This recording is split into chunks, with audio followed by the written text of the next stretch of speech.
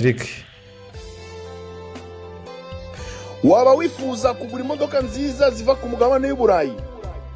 Ebenezer RP Limited yabazaniye imodoka nziza. Tubafitiye Toyota RAV4 za automatic zakozwe mu mwaka wa 2010, RAV4 za hybrid zakozwe mu mwaka wa 2017. Abifuza kugura imodoka zitwara abantu benshi, Ebenezer RP Limited yabazaniye Toyota Avensis Verso zifite imyanya 7 za manuel ndetse na automatic. Abafite za auto ecole cyangwa kubifuza gutangiza za auto ecole ni mutugane, twabazaniye za Toyota Starlet nziza ziva ku mugabane y'Uburayi. Mwadusanga i Masaka mu kigo cya Dubai Ports. Mwaduhamagara kuri telefone 0787 22 94 84 cyangwa mwatwandikira kuri WhatsApp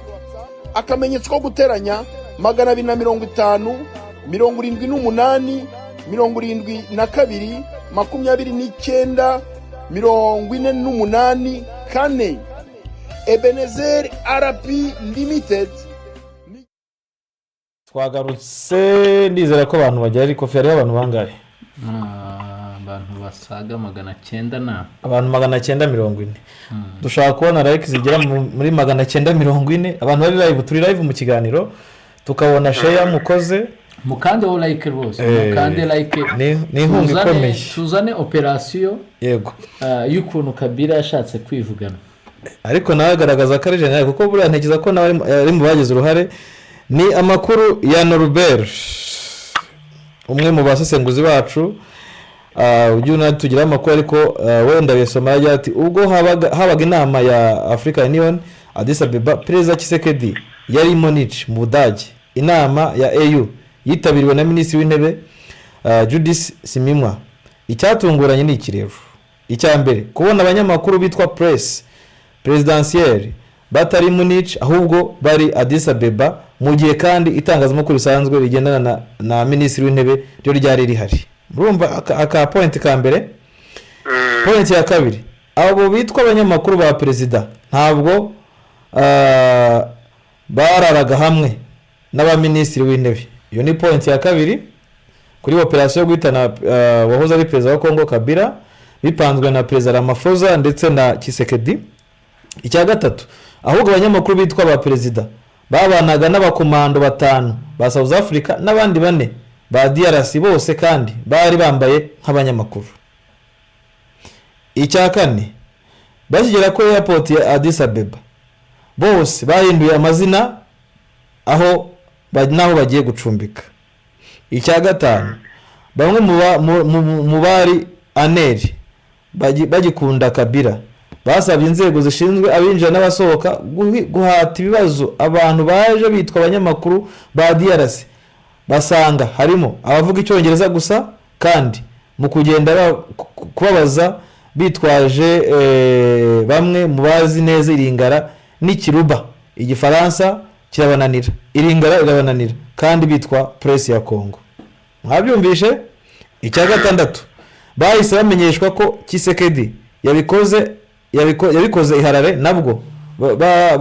bagafatwa, bituma inama y'umutekano ya AU nta munyamakuru ufite passport ya DRC uhagera. Ikindi banasanze n'abanyamakuru bitwa abasimimwa nabo ari aba South Africa. Icya karindwi, ubu bose bari muri gahunda yo kwica Joseph Kabila, bose baracyafungiwe muri Ethiopia. Hari abatazi ko Joseph Kabila yahungiye muri Ethiopia. Yego, Joseph Kabila yahungiye muri Ethiopia. Kuko nambonye umuntu yari ADC yari yatumiwe muri some ya AU. Nabivuze rwose, nabivuze tunataye ikiganiro. Kabila ni impunzi muri Ethiopia, niwe yahungiye. Hanyuma Norbert ati niba Kabila abasha kuyobora ibikorwa DRC ari Ethiopia akabasha kubikora, Tshisekedi akaba yananiwe kuyobora ibikorwa DRC ayirimo, ntabwo yabasha kwisasira umujenerali wayoboye iki gihugu imyaka 18 akubaka igisirikare kikamwizera. mwabyumvise twavuga rero Kabila yarusimbutse kandi Ramaphosa yari mu mugambi we na Tshisekedi wo kwikiza iki Kabila bakubwira ko ngo Ramaphosa kuko ngo we yanze ko bagenda na passport diplomatique za South Africa kandi nawe ari bugeyo abwira DRC kuba izabo n'ibirango byose byerekana ko ari abakongomani muri ko byumva ati burya amwikoma mu nama y'Munich harimo umujinya mwinshi wakwibaza ukuntu umuntu ahora ashinja His Excellency Kagame amushinja amabuye mu buryo butunguranye noneho agaragaje ko ibibazo ari Kabila atari amabuye ngayo nguko urumva abantu biwe bari bamaze gufata akongera ati Kabila yahemukiye Katumbi na Kabila kandi bamurusha ijambo bamurusha abafana ni ntuza ni Tshisekedi wahemukiye abo yego Tshisekedi wahemukiye bombi Kabila na Katumbi ngayo nguko ngaho ni mubanze mumbwira ibyo bintu mwe murabivuga iki Rudahunga kamere kwa Evariste umwanya no wawe operation yo guhitana Kabila igize gutya ibapfubye ndetse n'abagiye kumwitana bari mu maboko atarayabo biriya nibaza ko biraza guha imbaraga Katumbi na Kabila muri bwa bwenge bwabo yego kuko bari barabigerageje ikindi biraza gushyira Ramaphosa ku ruhande na Tshisekedi baragaragaye mu bugambanyi bwo guteza incident diplomatique ireba kontinent y'Afrika yose none babikorere muri Ethiopia bagiye guteza ibibazo by'umutekano muri Ethiopia ntabwo nibaza ko bidashobora kubarwa amahoro ari n'abari kuvuga ngo cyangwa ni perezida w'u Rwanda bashaka ntabwo bishoboka perezida w'u Rwanda se bamugira gute ntabwo bibaho kuri perezida w'u Rwanda ibyo oya kuko yari yamaze kudekarara yuko u Rwanda asa n'urushize ku ruhande ngo twamenye ngo umuntu uri gukina umukino inyuma ukurura tirere fisere ninde ukurura inyuma iki kibazo cyawe cyavuye ku Rwanda cyagiye kuri Kabila iwabo ni Kabila washakwaga yego kandi si ubwa mbere bari bagerageje kumwica kandi Kabila abantu nkuko banabyumvishe abahoze mu iperereza rya Kabila abita ANR nibo bavuze ati abo bantu mu bahati ibibazo mu bakande mu kwata ibibazo basanga abantu ntibavuga igifaransa ntibavuga iringara ntibavuga ikiruba kandi bimenyere ko abarinda Tshisekedi cyangwa se abanyamakuru bajyayo bari muri mu baruba n'abakongoma ni ururimi rumwe rwa Kongo baje yego nta na rumwe bavuga yego bavuga icyongereza gusa hanyuma Rudahunga nawe n'abantu badukurikiye mutubwire mbonye ikintu nabivugaho nuko rwose Norbert arakoze kuduha izo ngingo kuko ese zituma umuntu abasha mbonye narabyumvishaho gutya ariko kubera yuko ibihugu biba bitabishyize ahagaragara umuntu akagira ngo ni za nkuru zo kuri social media ariko burya nta nkuru yita gutyo buriya Ethiopia buriya igira iperereza rikaze cyane ariko urabizi iperereza rya Kongo se Kabila wayoboye igihe kingana kuriya muri Kongo afite kandi buriya Kabila tujye twibuka ni umuntu ucecetse Kabila buriya ntabwo ajya apfa kuvuga na biriya bibazo bya mbere byagiye biba kiri ku butegetsi ni umuntu utapfa kujya kumvamo ijambo na rimwe ni ukuvuga ngo buriya bahagurutse Kinshasa bagera muri Ethiopia inzego z'iperereza za Ethiopia zibizi ushobora no gusanga hari n'izindi nzego z'iperereza zo muri ibi bihugu bituranye na Kongo nazo zari zibizi buriya rero ni ukuvuga ngo iki ni ukuvuga ngo Tshisekedi wa mugani wa Evariste wongera akantu ati kuki yahise agira umujinya agahita arunda umuriro ibintu Tshisekedi agahita arunda ibintu aho ngaho akavuga ngo ni Kabila avuga Kagame ni ukuvuga iki ni ukuvuga ngo Tshisekedi buriya yongerewe undi mwanzi Ethiopia utajya kuvugwa nawe urumva nawe agiye kwinjira mu gakino bajyaga bavuga noza Kenya bakavuga Uganda n'iki ubu Ethiopia bagiye kubabaza ibashyire akantu ku kandi bashaka gukora noza mu operation ntara ya za Mossad kohereza n'abantu bigeze kujya Dubai bagiye kwisha umuntu umuyobozi wa Hamas i Dubai biriya ari ama operation Kongo iracyari bebe mu operation ntari kuko niba ugiye gukoresha umugani wa South Africa bavuga icyongereza bari ubabazi bagasanga ntari kandi uzari muri Kongo byibuze abantu bishaka baziringara bagasanga ntaringara kandi bafite ama passport diplomatique ya Kongo birateza insida diplomatique nk'iriya Israel yigeze kugirana na Dubai nako ibihugu byinshi byo mu Burayi bw'uburengerazuba na za Australia basanze aba agenti ba Israel yari yabahaye amapasiporo y'abashaka amapasiporo muri ibyo bihugu bigiye guteza nuza insida diplomatique hagati ya Ethiopia nanuza na Congo no hagati ya AU African Union noneho buriya nubwo Kabila cecetse ariko nibyandi bajya banga umwazi ahinduka iki ahinduka umukunda Kabila kenshi ntabwo yajyaga yumvikana na nuza na Katumbi nuza urabona Kabila kujya kwa nanga rwose bishobora kumworohera nubwo atahita yidekara direct gutya ariko mu buryo buri financier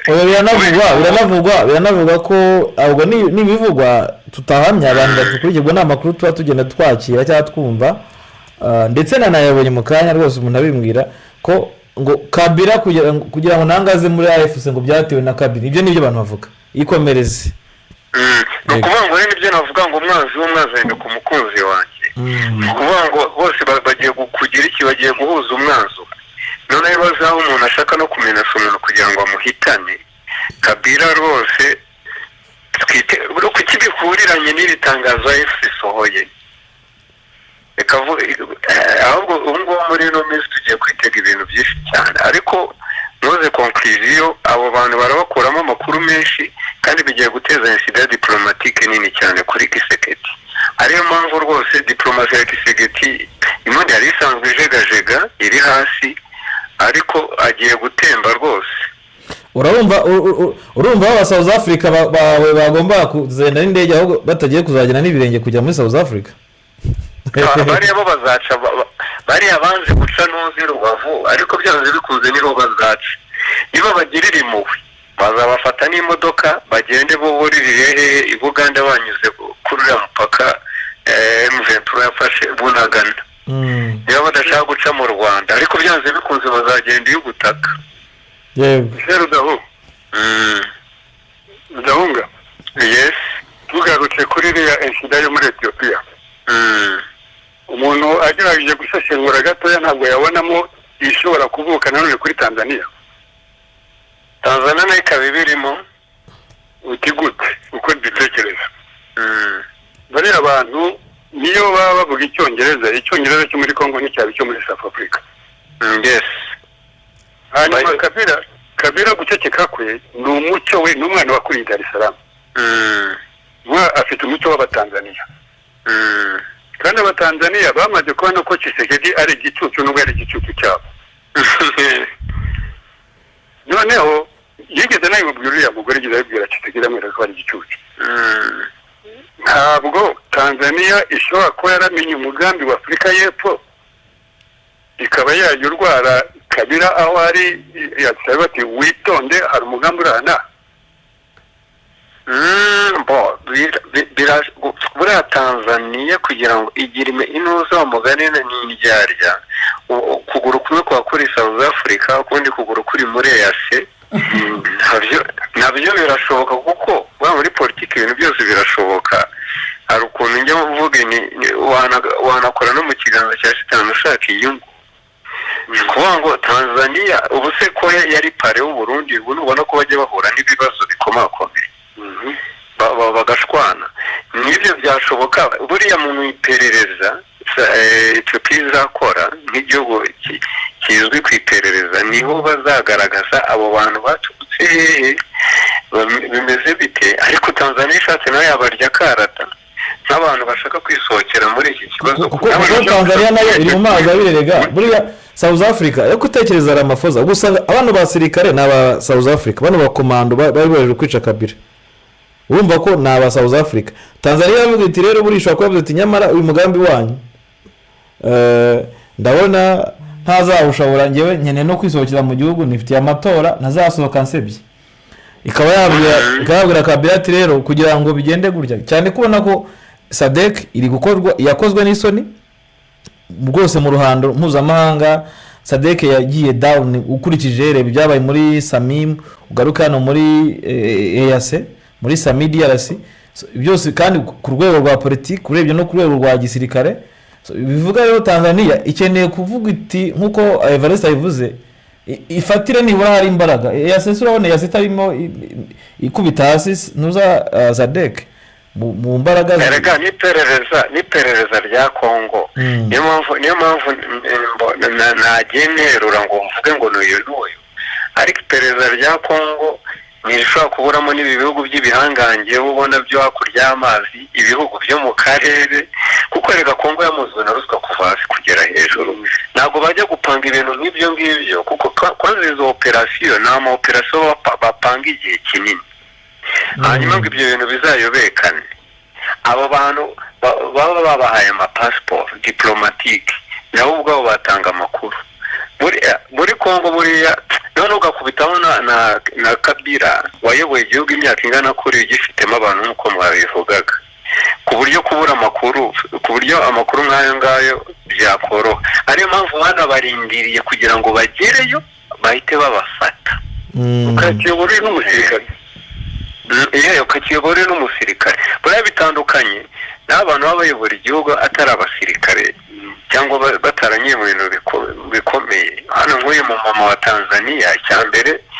ntabwo ari umusirikare icya kabiri ndasuka umupfobya buriya abamama nubwo wenda ashobora kuba umunyapolitike mwiza ariko amaoperasiyo nk'anga agira ubwoba akoraho akababa naho ku buryo inzego z'iperereza zayimubwira nawe agahita atanga amakuru kugira ngo ibyo bintu bitazamugarukaho gusa ubona ko ibihugu mu mico y'umuntu hari ukuntu aba asanzwe yitwara bituma agera ahantu akababwa nk'umugore wa kabiri mu rugo atari umugore mukuru w'umugabo we ni abagore babiri batunze ari abagore babiri Tanzania n'uwa kabiri nuri inshoreke rero hari ahantu ugenda buhoro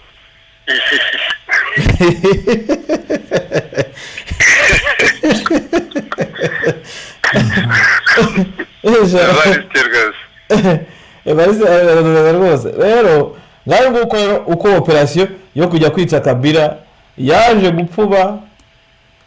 yari umugambi wa ibinyamakuru bigiye gukurura amakuru ibinyamakuru bya amakuru ahubwo babwire babi ayandike bagiye gukurura amakuru tuzamenya neza ibyo n'iduko byagenze iyi nkuru kandi irizewe ntabwo ari inkuru y'ikinyoma kuko abantu barabizi ko bwiza itagira ibinyoma dukora inkuru nyine tugira n'amahirwe tukajya n'abantu badufasha inkuru z'iperereza ni habari za upererezi iyi nkuru irizewe rwose nuko byaje kugenda Kabila aruroka karyo hanyuma abandi baracyari mu mvuto cyangwa bari ku munigo buriya wasanga bari no kubiryozwa bagomba kuba batanze amakuru bose Ethiopia bwana ni igihugu kigira iperereza riteye ubwoba muri kara karere yerereyemo niyo mpamvu navugaga ni ubu ngubu Kisekedi yongereyeho undi muntu nawe uje kuri liste y'abantu batazamureba yes no wibuke ukuntu ejo bundi basohoye mu nama yahuje ya Sena Sadek bagasura muri abayoboraga Nuza Musa Faki bamusohoye na nawe bamusuzuguye bivuga ko Nuza Kisekedi yari yazanye ibintu bya lobbying Kisekedi arimo arajyana biranavuga ko no muri Nuza iyi Nuza Parliament ya European Union yaba yaratanzemo amafaranga menshi cyane muri lobbying kugira ngo batore uriya mwanzuro wo gufatira ibihano Rwanda usibye ko ibihugu byinshi birimo birawitambika. Okay, reka tujye ku yindi nkuru ubwo tugenda step by step. Kabila tumuvuyeho twavuye ku bivuga kuri Panzi Kamanyola Nyangezi tujye kwa General Masunzu.